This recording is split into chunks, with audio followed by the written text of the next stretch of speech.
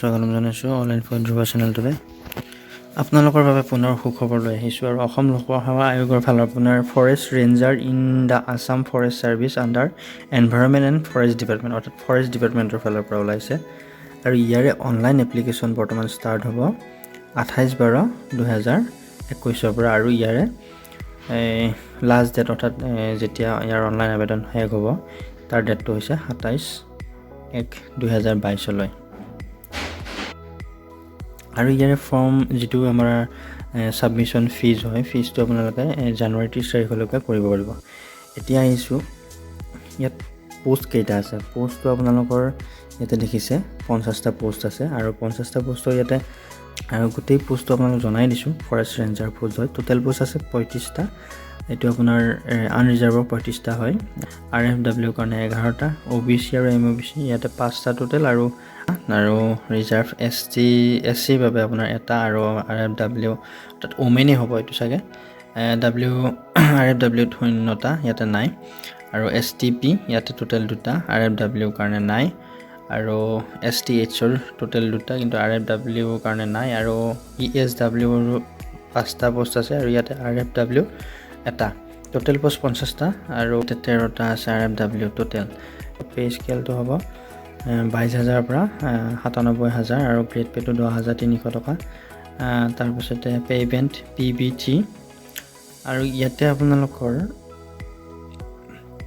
Minimum standard for height and chest আপোনালোকৰ গোটেইখিনি বস্তু চিজটো কেনেকুৱা হ'ব লাগিব, হাইটটো কেনেকুৱা হ'ব লাগিব ইয়াতে দিয়া আছে। মেল কেণ্ডিডেটৰ বাবে হাইটটো 163 চেণ্টিমিটাৰ আৰু ফিমেল কেণ্ডিডেটৰ 150 চেণ্টিমিটাৰ। এইটো একচুৱেলি RFW ফিমেলে হ'ব, ইয়াতে ফিমেলৰ কথা উল্লেখ আছে। ওমেন ইয়াতে চিজটো নৰ্মেল 79 আৰু এক্সপেনশ্যন হ'লে 5 হ'ব লাগিব মেলৰ ক্ষেত্ৰত, ফিমেলৰ ক্ষেত্ৰত 74, এক্সপেনশ্যন 5 হ'ব লাগিব। যিসকলে চেডেল ট্ৰাইবছ বিলং কৰে তেওঁলোকে যিসকলে আছামিজ, ভুটিয়াছ, গাৰোৱালিছ, গোৰ্খা, তাৰপিছতে লাডাখিছ, মিজো, নাগা, নেপালী, চিকমিজ আৰু এইবিলাক যিসকলে আছে অৰুণাচল প্ৰদেশ, স্পিতি, লাহোল, মেঘালয়া তেওঁলোকৰ মেল কেণ্ডিডেট সকলৰ 152 চেণ্টিমিটাৰ আৰু ফিমেল কেণ্ডিডেট 145 চেণ্টিমিটাৰ হ'লে হ'ব। ইয়াৰ পিছত এডুকেশ্যন কোৱালিফিকেশ্যনটো চাই ল'ব। ইয়াত গ্ৰেজুৱেশ্যন কৰিব লাগিব আৰু গ্ৰেজুৱেশ্যনটো ক'ৰ পৰা কৰিব লাগিব আপোনালোকে ছায়েন্স বা ইঞ্জিনিয়াৰিং বা ছায়েন্সৰ ফালৰ পৰা আপোনালোকে গ্ৰেজুৱেশ্যন কৰিব লাগিব। ইয়াত ছাবজেক্ট কেইটা উল্লেখ আছে এগ্ৰিকালচাৰ, নহ'লে বটানী, নহ'লে কেমেষ্ট্ৰি, কম্পিউটাৰ এপ্লিকেশ্যন বা কম্পিউটাৰ ছায়েন্স।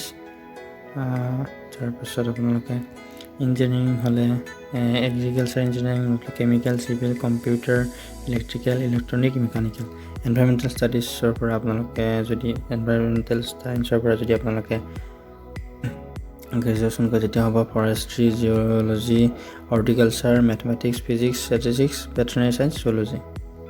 ইয়াত এতিয়া এজটো আপোনালোকৰ 21 বছৰৰ পৰা 38 বছৰৰ ভিতৰত বিচাৰিছে আৰু STP, STH, SC, OBC, MOBC ইয়াতে ৰিজাৰ্ভেশ্যন আছে আৰু ৰিলেক্সেশ্যন আছে, আপোনালোকে চাই ল'ব পাৰিব। তাৰপিছত আপোনালোকৰ এপ্লিকেশ্যন ফিজটো আপোনালোকে জানি লওক। এপ্লিকেশ্যন ফিজটো জেনেৰেল কেণ্ডিডেটসকলে 250, প্ৰচেছিং ফিজ 30 আৰু এইবিলাক taxable amount on processing fees 5.40 হ'ব, যিহেতু GST লাগি থাকে গতিকে টোটেল এমাউণ্ট যায় হ'ব 285। আকৌ ST, SC, OBC, MOBC ক্ষেত্ৰত 150 এপ্লিকেশ্যন ফিজ হয় আৰু 30 প্ৰচেছিং ফিজ 5.40 হয়। তো টেক্সেবল এমাউণ্ট আৰু টোটেল হৈ গৈ 185.40। BPL সকলৰ নাই, ইয়াতে 35 টকা এটা তেওঁলোকে 35.40 এটা এমাউণ্ট ভৰিব লাগিব কাৰণ প্ৰচেছিং ফিজ আৰু টেক্সেবল এমাউণ্টটো তেওঁলোকে ভৰিব লাগিব, কিন্তু এপ্লিকেশ্যন ফিজ তেওঁলোকৰ নীল। এতিয়া আপোনালোকে হাউ টু এপ্লাই ইয়াতে ছেকশ্যন আছে, হাউ টু এপ্লাই ছেকশ্যন আপোনালোকে জানি লওক। আপোনালোকে এপ্লাই কেনেকৈ কৰিব লাগিব। এপ্লাই কৰিবৰ কাৰণে চিম্পলি আপোনালোকে pscrecruitment.in এই ৱেবছাইটটো আপোনালোকে গৈ ৰেজিষ্টাৰ হিয়াৰত আপোনালোকে ক্লিক কৰিব লাগিব। তাৰপিছত আপোনালোকক যিদৰে আপোনালোকক ইয়াতে যেনেদৰে ইয়াতে দিয়া আছে আপোনালোকে যেনেদৰে ৰেজিষ্টাৰ হিয়াৰ কৰাৰ পাছত আপোনালোকে যিটো পেজ খোল খাব তাত এপ্লাই ছেকশ্যন থাকিব। এপ্লাই ছেকশ্যন আপোনালোকে ক্লিক কৰাৰ পাছত এপ্লাই লিংকত ক্লিক কৰিব লাগিব। তাৰপাছত আপোনালোকে তেনেকৈ অনলাইনটো কৰি ল'ব লাগিব। যিবিলাক আপোনালোকে চাৰ্টিফিকেট দিব লাগিব সেইটো 200 KB ভিতৰত 200 DPI গ্ৰে স্কেল 200 DPI হ'ব আৰু 200 KB ভিতৰত আপোনালোকে বনাব লাগিব। ইয়াতে চাব ফটোগ্ৰাফৰ চাইজটো আপোনাৰ 200 KB হ'ব লাগিব আৰু চাইজ অফ চিগনেচাৰ আপোনাৰ 200 KB ভিতৰত হ'ব লাগিব।